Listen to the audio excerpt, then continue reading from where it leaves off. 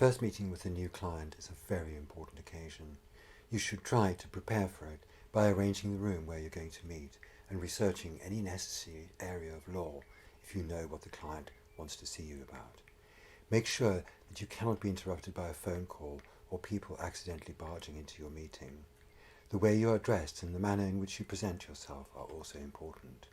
So because your first meeting with a new client lays the foundation for your future professional and business relationship with that client, here are some of the things that you need to do to make it a success and to adhere to professional ethics. You should greet your client in a friendly but professional way and engage in some small talk, for example about the weather or their journey. In the way you greet your client, you should take care to observe any cultural and gender sensitivities. For example, in some cultures, a handshake or immediate direct eye contact would not be well received.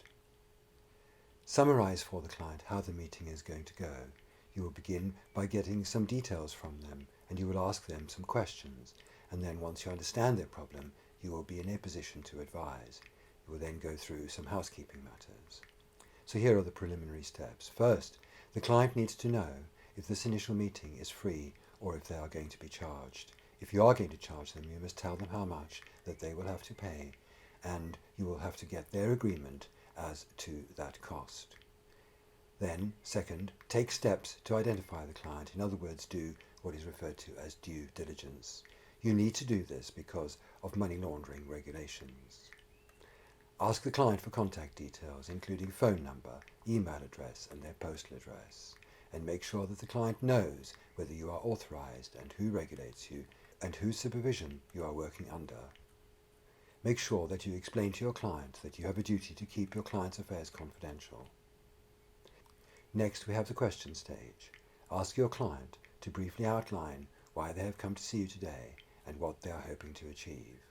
Once the client has given you an outline of their problem, ask brief questions to confirm your understanding of what they have told you.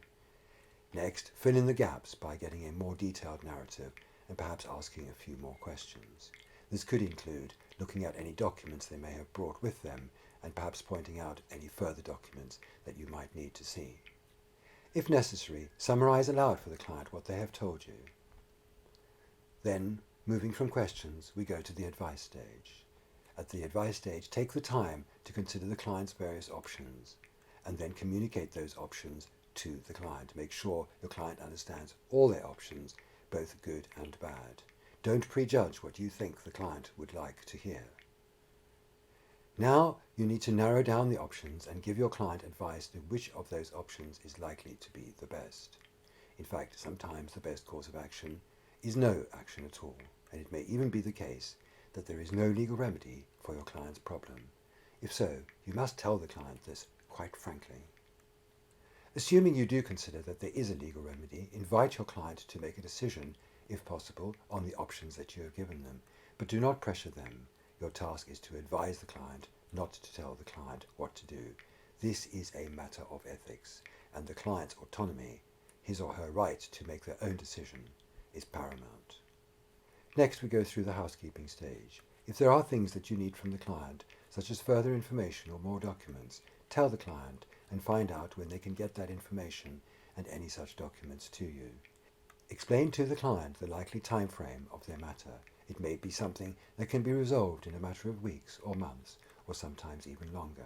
However long it is likely to be, the client needs to know about it sooner rather than later. Explain the fees and the costs to the client, including disbursement costs, and ask how they propose to fund their matter, for example, private funding or an insurance policy. Be sure that your client understands the pitfalls of litigation and the possibility of their having to pay the other party's costs as well as their own if they should lose any litigation. Make sure your client knows whether you are able to carry out reserved activities, for example, conducting litigation. Make sure that your client understands that your duty to the court will take precedence over your duty to them. Your client needs to be totally aware of the inviolable rule that the court expects parties to be honest and to cooperate with other parties to assist the court to further the overriding objective. If your client's matter may end up in court eventually, make sure your client understands about pre-action protocols and the fact that you have to take a number of steps before issuing a claim.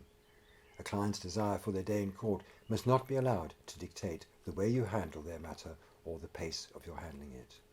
Be careful to manage your client's expectations. Do not exaggerate their prospects. Explain your firm's complaints policy to the client and how you resolve complaints, and tell them about the legal ombudsman. Inform the client as to any insurance cover in place for their protection. Throughout the meeting, you should be taking an attendance note. This attendance note will be invaluable to you throughout all stages of your client matter. Well, there it is, the essential points to bear in mind when first meeting a client. Thank you for watching.